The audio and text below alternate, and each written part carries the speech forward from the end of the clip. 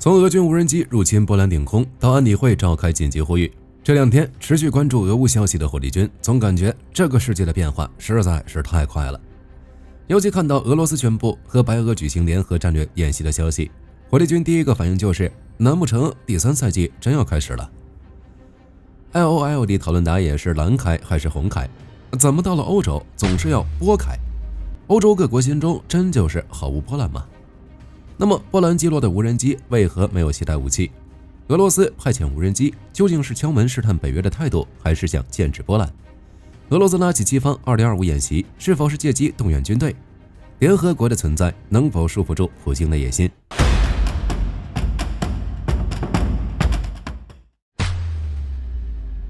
要回答上面这些问题，得先搞明白一件事：俄罗斯派到波兰的这些无人机为啥都是裸奔的，不带炸弹？总不会是俄军的系统集体闹乌龙，出门忘了穿装备？或者说这其实是一场精心策划的试探？答案恰恰是后者。这套操作在军事理论里有个专门的词，叫灰色地带冲突。你可以把它理解成一种介于和平与战争之间的模糊状态。它的核心就是我不断的挑衅你，但我永远不跨过那条你名正言顺动手揍我的红线。而在这场灰色地带冲突中，俄罗斯使用的具体战术则是一种更骚的操作，叫做反射性控制。这个词儿听起来很玄乎，但说白了就是我知道你会怎么做，所以我偏要让你这么做，从而达到我的目的。这是一种高阶的心理博弈。但如果对手是北约那种面和心不和的松散联盟，那能钻的空子可就太多了。像武侠小说里，高手预判了你所有可能的出招，然后设计一个圈套让你自己跳进去。那么俄罗斯到底预判了北约的哪些反射动作呢？火力军认为北约第一个反射动作就是你敢来我就得打。北约作为地表最强军事联盟，它的尊严和集体防御承诺决定了它不可能对侵入自己成员国波兰领空的俄罗斯无人机视而不见。所以战斗机必须起飞，防空导弹必须戒备。俄罗斯就是预判到了这一点，于是就有了这场拿无人机换导弹的不对称成本消耗。这笔账克里姆林宫一开始就算得比谁都精，一架诱饵无人机成本可能也就几万到几十万美元，但要把它打下来，北约得出动什么？要么是价值上亿美元的 F-35，发射一枚比无人机贵好几倍的空对空导弹，要么就是地面上爱国者这类金贵的防空系统开火。俄罗斯就是用这种稳赚不赔的买卖，逼着北约把原本准备援助乌克兰的宝贵防空家当调回来看家护院。这招玩得多了，北约再有钱也经不住这么耗的。第二个反射动作就是北约承诺过的，成员国出了事，盟友必须站队。事件发生后，波兰作为当事国，肯定会第一时间寻求盟友支持，在国际上大声谴责。俄罗斯也预判到了这一点，于是我们就看到了国际舆论场上的一出好戏。在外交层面，波兰紧急召集联合国安理会开会，欧盟、英法等国纷纷站出来指责俄罗斯蓄意挑衅。但与此同时，俄罗斯代表在安理会上摊开手，一脸无辜地说这是技术故障。这种外交上的口水战，除了互相打嘴炮，并不能对俄罗斯造成实质性伤害。而更有意思的是，俄罗斯精准地抓住了北约内部并非铁板一块的弱点。比如美国总统就模棱两可地表示，这可能是一个失误。这种言论一出，瞬间就在北约的团结铁幕上撕开了一道口子。你看，团队裂痕这不就来了吗？俄罗斯的目的就是通过这种不断的碰瓷，在北约这个大群里制造焦虑、分歧和疲惫感。用一句流行的话说，就是伤害性不大，但侮辱性极强。那么俄罗斯的真实意图到底是什么？仅仅是恶心一下北约吗？可这次无人机入侵恰好与俄白西方2025联合战略演习的时间点高度重合，这就不是巧合了。这就说明无人机挑衅只是整个对北约施压组合拳里的一招。俄罗斯一边在白俄罗斯集结重兵，搞大规模军事演习，模拟进攻场景；另一边用无人机这种低成本手段对北约的防御体系进行实战侦察和测试。一虚一时间传递的信号非常明确：第一，我在测试你的底线和能力；第二，为未来可能的更大事端做准备；第三，我在告诉你，乌克兰不是结束，我有能力也有意愿将冲突扩大到你的家门口。这套组合拳旨在增加北约那些希望乌克兰妥协的政客筹码，为他们提供口实。你看，再不和谈，战火就要烧到北约了。所以，从联合国的外交博弈到北约内部的政治分歧，再到与西方2025军演的联动，我们就能看出来，这就是一场精心策划的集军事、心理、外交和政治于一体的高水平的谈判。它的最终目的是在不触发全面战争的前提下，为自己在未来的谈判桌上争取到更多的筹码。讲到这里，可能有些朋友会觉得，不就是几架无人机吗？至于这么大动干戈吗？波兰是不是有点反应过度了？可可在火力军看来，波兰这次直接炸毛，属实是情理之中的事情。要想理解波兰的愤怒，还得把历史的进度条往前拉个几百年。这么说吧，在波兰的隔壁邻居排行榜里，俄罗斯如果说自己是第二糟心的，那绝对没人敢抢第一。波兰和俄罗斯这对斯拉夫兄弟相爱相杀了1000年，但大部分时间里都是波兰在被包走。在1772年，沙俄帝国就伙同普鲁士和奥地利搞了次三国分拨，直接把波兰从世界地图上给抹了。波兰这一亡国就是123年。好不容易等到一战后复国了，还没缓过劲来，第二次世界大战又来了。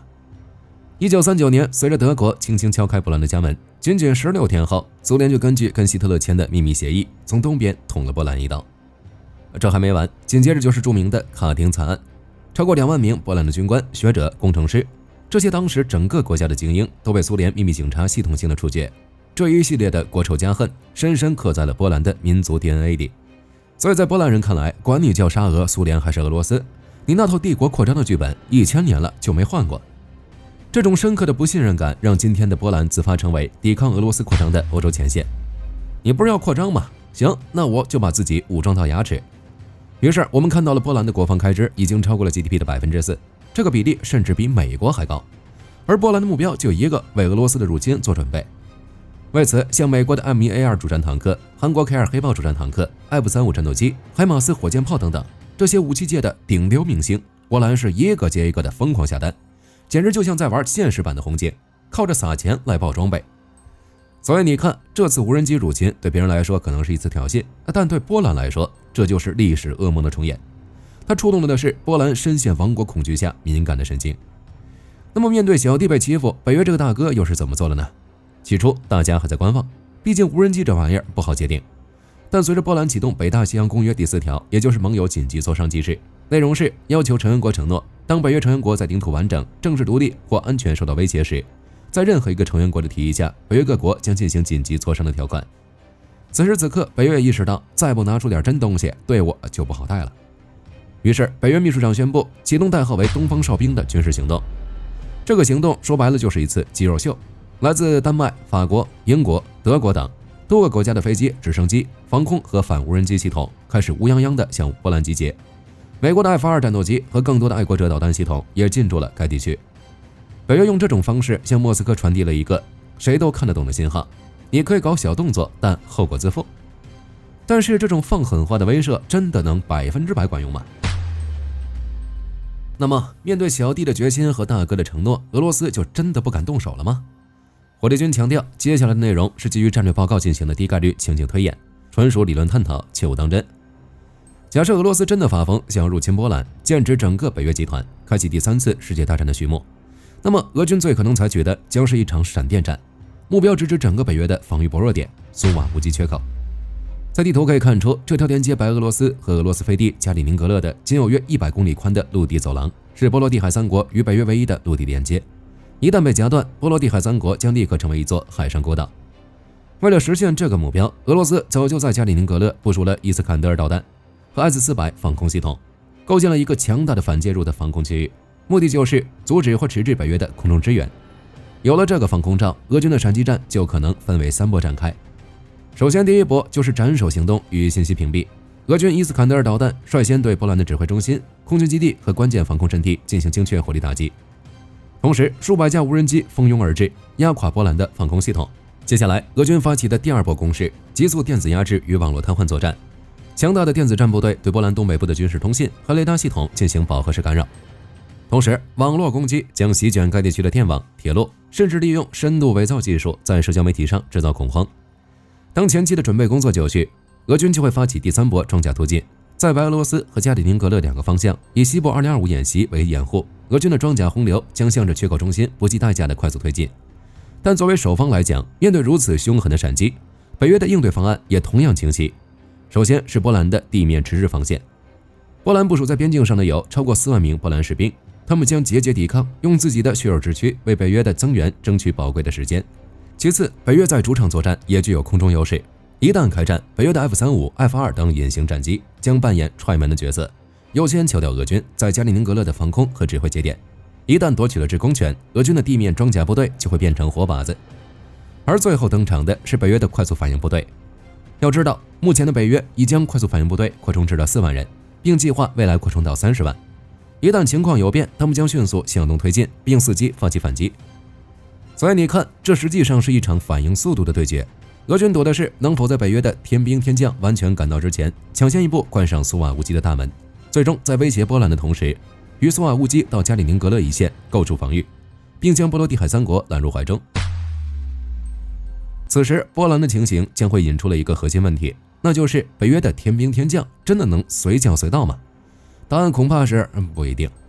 这就是俄罗斯真正想要利用的弱点。北大西洋公约第5条款并非一个可以自动触发的按钮，它在赋予每个成员国采取其认为必要的行动的灵活性时，也为其他成员国隔岸观火提供了充分的理由。比如，美国宪法就规定，总统派兵打仗得先获得国会授权。俄罗斯的闪击战可能会很克制，目的就是为了制造一种可以扯皮的灰色地带，让北约盟国陷入政治困境。为了一个100公里的走廊，真的值得跟一个核大国全面开战吗？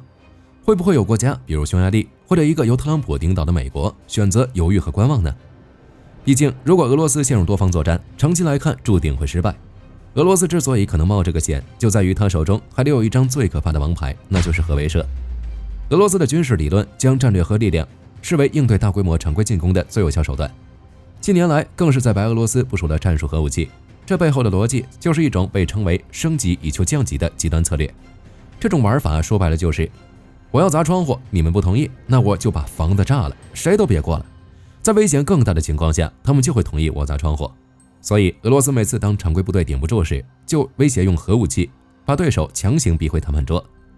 然而，这种升级管理存在巨大的误判风险，可能将一场局部冲突推向无法控制的全面核战争。而一旦爆发冲突，其影响将是全球性的，在北约打击俄罗斯的同时，也会扰乱全球的局势，结果将会是我们所有人都无法承受的代价。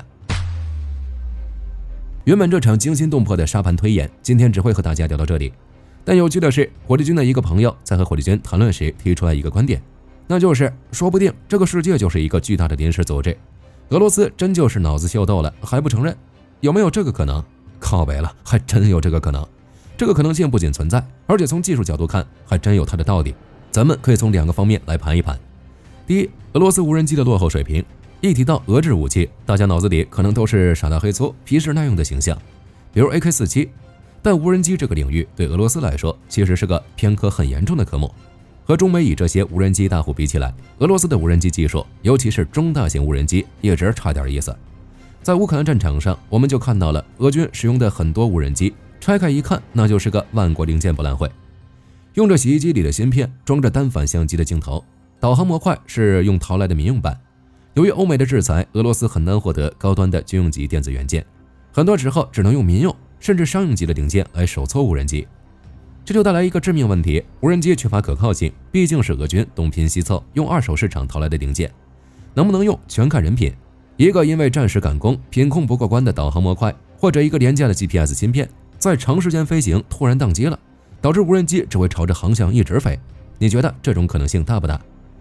第二，就是无人机附近堪称地狱模式的电磁环境。波兰、白俄罗斯和加里宁格勒交界的这片区域，可以说是目前地球上电磁环境最复杂、最凶险的地方，没有之一。这里简直就是个电磁百慕大三角，各路神仙都在这斗法。一方面，北约的电子战飞机和地面监视系统常年在这里巡视，对该区域进行7×24小时的无缝监控。另一方面，俄罗斯为了保护其在加里宁格勒的战略资产，也部署了大量的电子战系统，功率大的甚至能影响到波兰地海上空的民航客机 GPS 信号。而乌克兰也不是善茬，他们的电子战部队也在边境地区积极活动，想尽办法干扰俄军的指挥和通信。现在你想象一下，一架本身就是拼凑起来的俄罗斯无人机飞进了这么一个神仙打架的区域，它接收到的 GPS 信号可能被来自3个不同方向的强大功率给干扰、欺骗甚至劫持。在这种情况下，有没有可能是俄军自己的电子战部队为了干扰北约的侦察，结果一不小心把自家的导航信号也给屏蔽了？毕竟这种大水冲了龙王庙的乌龙事件在战争中可一点都不少见。所以火力军综合信息分析，一架本身就存在技术缺陷的无人机飞进一个全球最混乱的电磁风暴里，拉垮的可能性不言而喻。那么你更相信哪一种可能呢？好了，关于俄罗斯和波兰的纠葛，今天就和大家聊到这里。从这几天的消息中，我们也能看出来，未来欧洲的地缘政治已经进入了一个危险的状态。之后会发生什么，火力军也在持续关注，并和大家分享。如果你喜欢本期视频，别忘了点赞关注，也欢迎在评论区分享你的看法。你认为这次事件究竟是俄军水平太烂，还是普京意有所指？欢迎大家积极发言讨论。我是火力军，我们下期再见。好的，各位观众，今天给大家推荐一款 T 恤，不仅超有态度，还堪称性价比之王。首先，它超级轻，拿在手上轻飘飘，穿上身更是零负担，舒服到让你忘了它的存在。其次，面料具透气，就像会呼吸一样，就算在外面跑一天，也能保持干爽，彻底告别黏腻感。最关键的是，价格真的让我惊掉下巴，仅需很少的钱，你就能拥有这份清爽。质量和舒适度绝对远超这个价位，闭着眼入都不亏，多买几件换着穿也毫无压力。链接已经给你们上了，这种宝藏 T 恤手慢无，赶紧去抢。